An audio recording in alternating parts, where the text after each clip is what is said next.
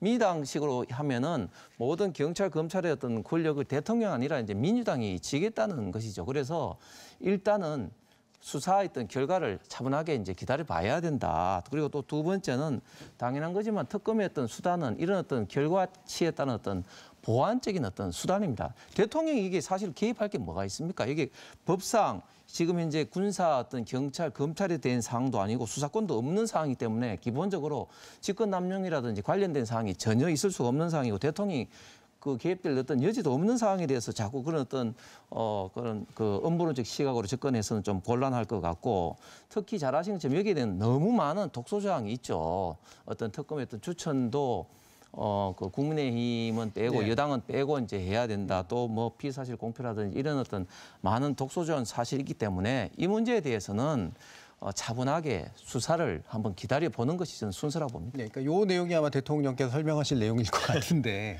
네. 이게 아까 이제 김한규 의원께서 말씀하신 게 그 설명을 이제 국민 여론이 받아들이겠냐. 사실 이제 상당히 또 정치적인 이제 부분이잖아요. 이현주 의원님도 더 말씀 주시죠. 독소 조항이 아니라 불편한 조항이겠죠. 이게 이제 정확하게 얘기하면 그 이제 규명해야 될 게 최상병 죽음에 대한 진상 규명 더하기 이제 수사 외압 그리고 그 이종섭 장관의 호주론에 대한 진상규명 이렇게 이제 세 가지 일련의 사건에 대한 걸 다 밝혀내야 되는 겁니다. 그러면 이걸 다 밝혀내려면 뭘 다 수사를 해야 되냐면 군 해병대뿐만이 아니라요. 그 군 검찰 그리고 그 경북 경찰청 그리고 대통령실까지도 다 수사를 해야 되는 거예요.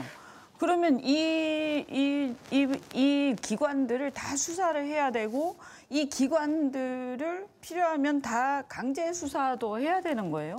그러면 이 기관들을 다 강제 수사를 공수처가 할 수 있겠습니까?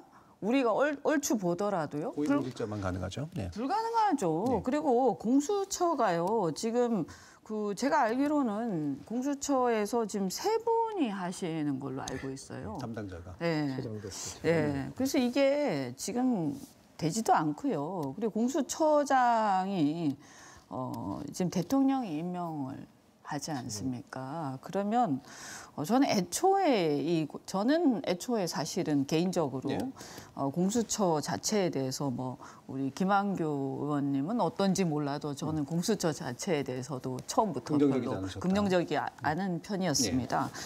그래서 이 사건 자체의 수사 자체 공수처가 열심히 하고는 있습니다만 한계가 있다라고 저는 생각을 하고요. 그래서 대통령께서 이거를 공수처에다가 맡기는 것보다도 이 특검을 갖다가 그냥 받아들이시는 게 불편하시더라도 받아들이시는 게 오히려 나중을 위해서도 훨씬 좋습니다. 이게 불편하더라도. 만약에요, 제가 볼 때 이걸 만약에 거부권을 행사하잖아요. 그러면 저는 거부권을 행사하면 이게 정치적으로 시끄럽기도 하겠지만 이 과연 거부권 행사하고 끝날 것이냐? 절대 끝나지 않습니다. 그리고 이게 거부권 행사하고 나서 이 이후에 이 정치적인 파장과 그 이후에 계속되는 정치적 부담과 이런 것들이 어디까지 갈 것인지 한번 생각을 해보세요. 그리고 저는 이게 특검을 해서 수사를 한다라고 했을 때 과연 그렇게까지 그렇게 부담을 꼭 가질 필요가 있느냐. 저는 그렇게 부담 가질 필요가 없다고 생각하는데 물론 좀 불편하실 수 있어요. 근데 항상 특검은 불편한 겁니다.